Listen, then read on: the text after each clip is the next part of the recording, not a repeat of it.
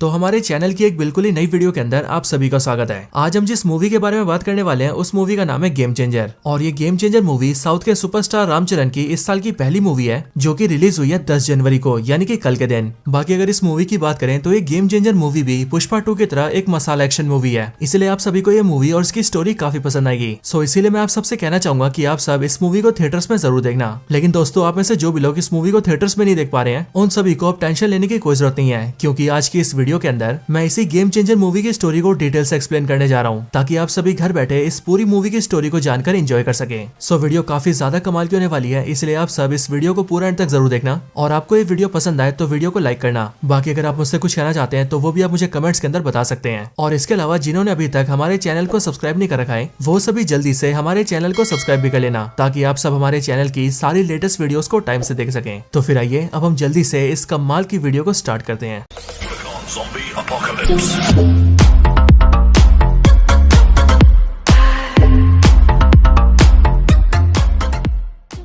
तो इस मूवी की स्टार्टिंग होती है आंध्र प्रदेश से, और यहाँ पर हम सबसे पहले इस स्टेट के सीएम को देखते हैं। यहाँ पर हमें पता लगता है कि मूवी के अंदर इस स्टेट के जो सीएम है वो है साउथ के एक्टर मेका श्रीकांत। और मूवी की स्टार्टिंग होती है हम ये देखते हैं कि इस सीएम को सपने आते हैं और वो अपने सपने में उस टाइम को याद कर रहा होता है जिस टाइम पर वो सीएम बना होता है। वो ये याद करता है कि जब वो सीएम बनने वाला था तब उसने सबसे ये वादा किया था कि वो सीएम बनकर हमेशा अच्छे काम करेगा, लेकिन अब वो ये देखता है कि वो सिर्फ बुरे काम करता है। लेकिन इन बातों को याद करते हुए उसकी तबियत बहुत ज्यादा खराब हो जाती है और इसीलिए उसे हॉस्पिटल के अंदर भर्ती करना पड़ता है। सीएम को जब हॉस्पिटल में लाया जाता है तभी हमें पता लगता है कि सीएम के 2 बेटे भी हैं, लेकिन असल में ये दोनों सीएम के सौतेले बेटे होते हैं, क्योंकि सीएम ने काफी साल पहले इन दोनों को गोद लिया होता है। और सीएम के दोनों सौतेले बेटे होते हैं एक्टर जयराम और एक्टर एसजे सूर्या। अब दोस्तों, सीएम के जो दोनों सौतेले बेटे हैं मूवी के अंदर इनका ज्यादा नाम नहीं लिया गया है, और साथ ही जो बड़ा बेटा है उसका मूवी के अंदर ज्यादा रोल भी नहीं है। लेकिन रही बात सीएम के छोटे बेटे की, तो उसका मूवी के अंदर काफी मेन रोल है और वही मूवी का मेन विलन है। और अब क्योंकि मूवी में ज्यादा टाइम उसे अन्ना कहा गया है, इसलिए हम बी से आगे अन्ना ही कहेंगे। साथ ही दोस्तों, बात करें सीएम के नाम की, तो मूवी के अंदर सीएम का नाम है सत्यमूर्ति।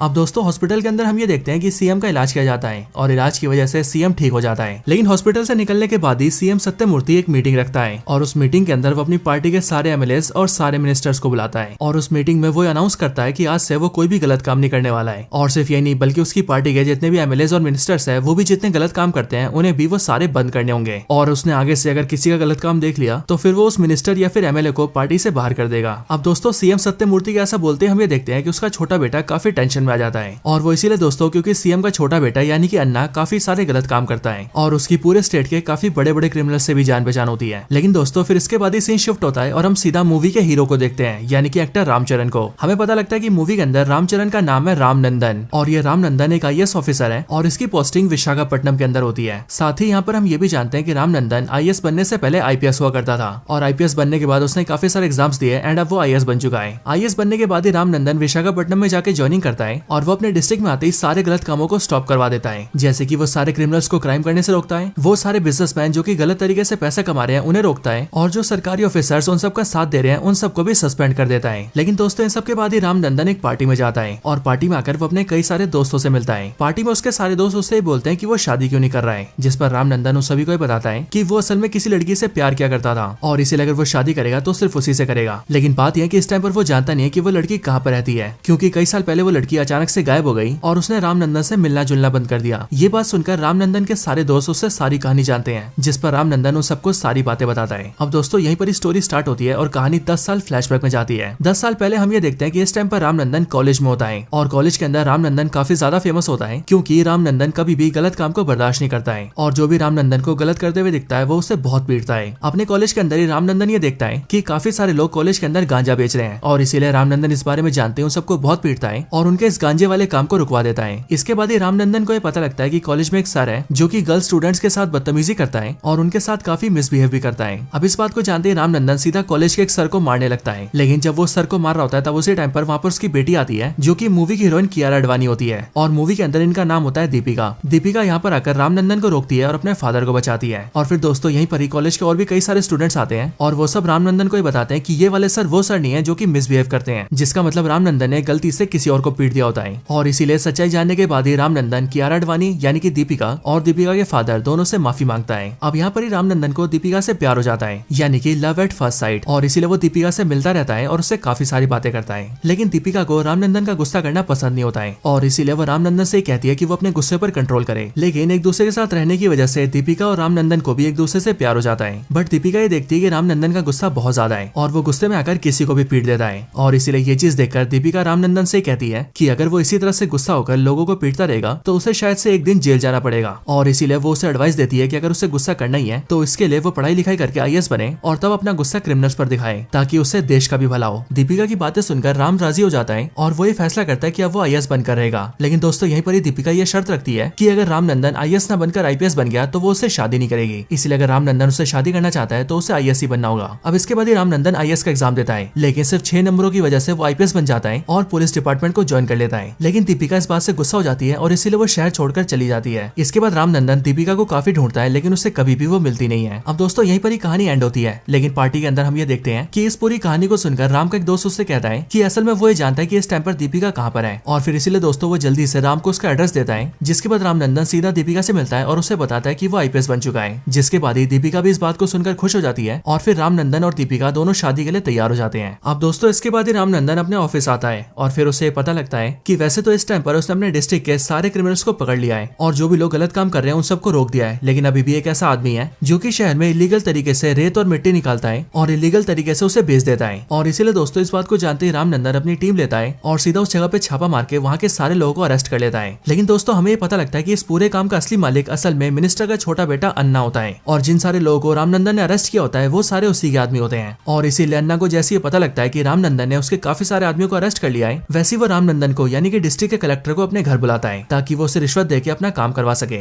लेकिन दोस्तों रामनंदन अन्ना के घर जाने से मना कर देता है और फिर अन्ना को जैसे ही पता लगता है कि ये कलेक्टर ने मिनिस्टर के घर आने से मना कर दिया है, तभी इस बात को सुनकर उसे बहुत ज्यादा गुस्सा आता है और फिर इसीलिए वो अपनी गाड़ी लेता है और अपने कई सारे आदमियों के साथ मिलकर सीधा रामनंदन के ऑफिस आता है। ऑफिस आकर अन्ना रामनंदन से बदतमीजी करता है और वो उससे कहता है कि वो उसके सारे आदमियों को छोड़ दे। लेकिन मिनिस्टर की बात सुनकर रामनंदन उसे मना कर देता है और वो उससे कहता है कि जो वो कह रहा है वो वैसा नहीं करेगा। इस बात को सुनकर अन्ना को और ज्यादा गुस्सा आता है और इसीलिए वो रामचरण से कहता है कि वो जानता नहीं है कि अन्ना इस स्टेट का मिनिस्टर है, साथ ही वो CM का बेटा भी है और वो बहुत ही जल्द खुद ही CM बनने वाला है। लेकिन रामनंदन उसकी इन सारी बातों को सुनकर भी डरता नहीं है और वो उसके आदमियों को छोड़ने से मना कर देता है। इस बात की वजह से अन्ना को बहुत ज्यादा गुस्सा आता है और इसीलिए वो डिसाइड करता है कि वो रामनंदन से इस बात का बदला जरूर लेगा। लेकिन दोस्तों उस टाइम के लिए अन्ना वहाँ से चला जाता है। अब दोस्तों इसके बाद हम ये देखते हैं कि रामनंदन एक बार फिर से दीपिका से मिलने जाता है और साथ ही हमें ये भी पता लगता है कि जो दीपिका है वो एक ओल्ड एज होम के अंदर काफी सारे बूढ़े लोगों की सेवा भी करती है और इसीलिए वो रामनंदन को अपने साथ वहाँ पर ले जाती है, जहाँ पर आकर रामनंदन भी काफी सारे बूढ़े लोगों से मिलता है। बट यहाँ पर ही रामनंदन एक बूढ़ी लेडी से मिलता है और ये बूढ़ी लेडी रामनंदन को ये बताती है कि वो CM को जानती है और इसीलिए वो CM से मिलना चाहती है। ये बात सुनकर रामनंदन उन लेडी से कहता है कि कल के दिन ही उनके डिस्ट्रिक्ट के अंदर CM की रैली है और इसीलिए जब CM वहाँ पर भाषण देने आएंगे तब वो उन्हें उनसे मिलवा देगा। अब इसके बाद अगले दिन हम ये देखते हैं कि रामनंदन और दीपिका दोनों मिलकर उन बूढ़ी लेडी को CM की रैली में लाते हैं और वहाँ पर लाकर वो उन बूढ़ी लेडी को CM से मिलवाते हैं, यानी कि CM सत्यमूर्ति से। लेकिन दोस्तों हम ये देखते हैं कि यहाँ पर CM सत्यमूर्ति जैसे उस लेडी को देखता है वैसे वो काफी ज्यादा डर जाता है और उसे अचानक से अपना पास्ट याद आने लगता है और हमें भी ये पता लगता है कि CM सत्यमूर्ति भी इस लेडी को जानता है। अब दोस्तों यहाँ पर ये बूढ़ी लेडी CM सत्यमूर्ति पर काफी सारे एलिगेशन लगाती है और वो चिल्ला चिल्ला के सभी से कहती है कि ये झूठा आदमी है और इसने CM बनकर हमेशा गलत काम ही किए हैं। लेकिन दोस्तों हम ये देखते हैं कि रैली के अंदर उसके ऐसा बोलते ही CM सत्यमूर्ति का छोटा बेटा यानी कि अन्ना काफी ज्यादा गुस्सा हो जाता है और वो उस बूढ़ी लेडी से बदतमीजी करके उसे धक्का मार देता है। बट ये देखकर रामनंदन से रुका नहीं जाता और वो अन्ना को चाटा मार देता है और एक मिनिस्टर को चाटा मारने की वजह से रैली के अंदर सारे लोग चिल्लाने लगते हैं। अब इस चीज को देखकर अन्ना अपने फादर CM सत्यमूर्ति से बोलता है कि इस DM ने एक मिनिस्टर को चाटा मारा है और इसीलिए वो इस पर एक्शन ले। जो बात सुनकर CM सत्यमूर्ति रामनंदन को सस्पेंड कर देते हैं। लेकिन दोस्तों इसके बाद ही CM सत्यमूर्ति की तबीयत खराब हो जाती है और इसीलिए उन्हें हॉस्पिटल में भर्ती करना पड़ता है। अब हॉस्पिटल में अन्ना उससे मिलने आता है, लेकिन जैसे अन्ना CM सत्यमूर्ति से मिलने आता है वैसे सत्यमूर्ति उससे कहता है कि असल में वो अपने छोटे बेटे अन्ना के सारे गलत कामों के बारे में जान चुका है और वो ये भी जानता है कि उसकी वार्निंग देने के बाद भी उसने अपने गलत कामों को रोका नहीं है। और फिर इसीलिए CM सत्यमूर्ति अन्ना से बोलता है कि वो हॉस्पिटल से बाहर निकलने के बाद ही इस बात को अनाउंस कर देगा कि वो अन्ना को मिनिस्टर के पद से हटा रहा है और वो उसे पार्टी से भी निकाल रहा है। अब दोस्तों अन्ना जैसे इस बात को सुनता है कि CM सत्यमूर्ति हॉस्पिटल से बाहर निकलते ही उसे मिनिस्टर से हटा देगा, वैसे ये जानकर उसे बहुत ज्यादा गुस्सा आता है और इसीलिए वो गुस्से में आकर अपने बाप को जान से मार देता है। और फिर इसके बाद ही वो अपनी पार्टी की मीटिंग रखता है और मीटिंग के अंदर अपने फादर की मौत की खबर देकर सभी से कहता है कि अब से वो नया CM है। लेकिन दोस्तों इसी टाइम पर न्यूज में पता लगता है कि CM ने मरने से पहले अपनी एक वीडियो रिकॉर्डिंग की थी और वो रिकॉर्डिंग मीडिया तक पहुंच जाती है, इसलिए मीडिया उस वीडियो को चलाती है और उस वीडियो क्लिप को सबको दिखाती है। वीडियो क्लिप के अंदर सीएम सत्यमूर्ति कहता है कि वो जानता है कि वो ज्यादा टाइम तक जिंदा नहीं रहेगा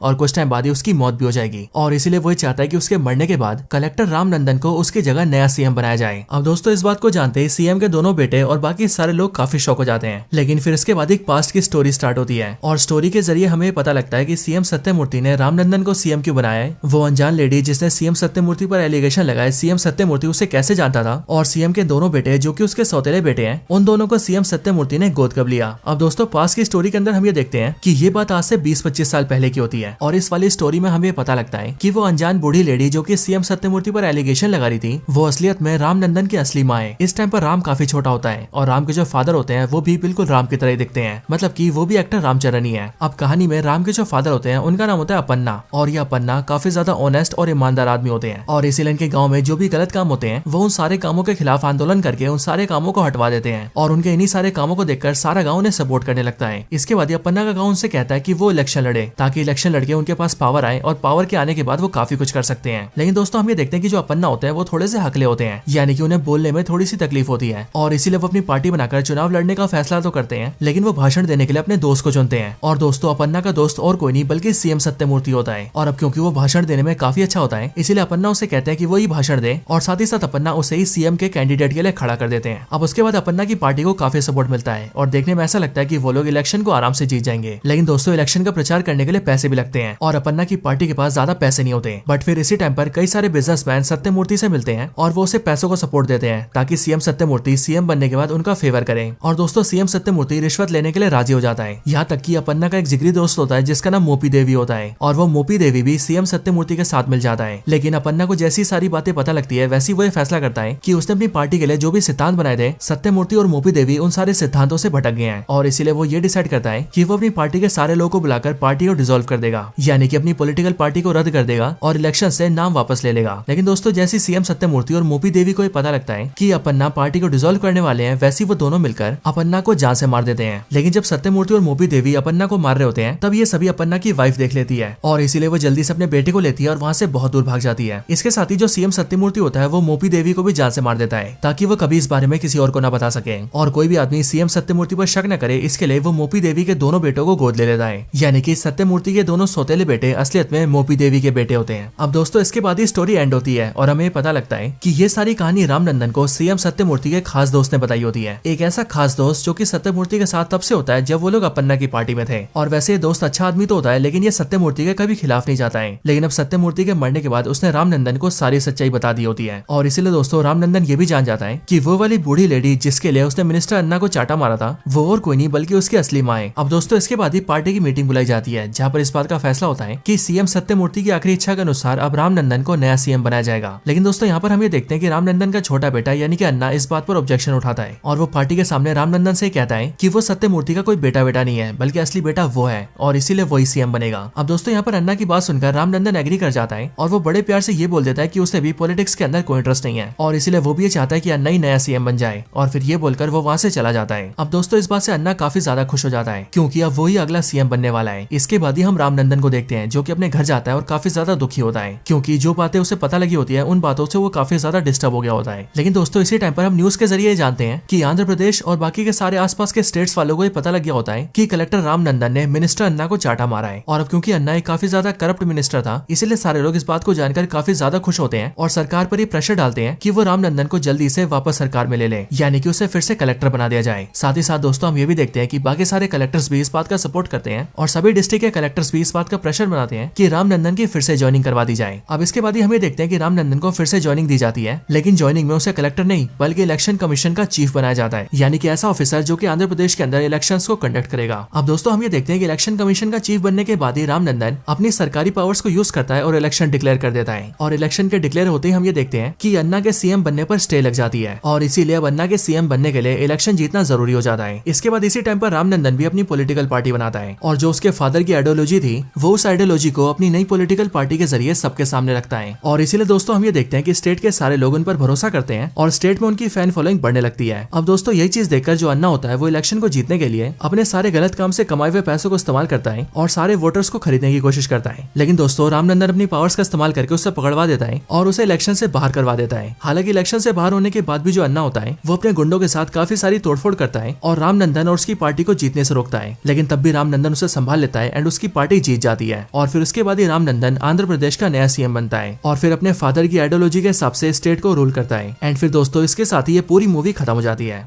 तो दोस्तों ये थी वीडियो गेम चेंजर मूवी के ऊपर। आपको ये वीडियो कैसी लगी ये आप मुझे कमेंट्स के अंदर जरूर बताना, और अगर आपको वीडियो पसंद आई हो तो वीडियो को लाइक जरूर करना। बाकी जिन्होंने चैनल को सब्सक्राइब नहीं करा वो जल्दी से चैनल को सब्सक्राइब कर लेना और सब्सक्राइब बटन के बगल के बेल आइकन को भी ऑल पर सेट कर लेना। एंड अगर आपको ऐसी और भी वीडियोस देखनी हो तो उसके लिए आप सब हमारे चैनल को चेकआउट करना। तो बस आज की इस वीडियो में इतना ही। इस वीडियो को यहीं पर एंड करते हैं। मैं मिलता हूँ आपसे ऐसी किसी और बेहतरीन वीडियो में, तब तक के लिए गुड बाय।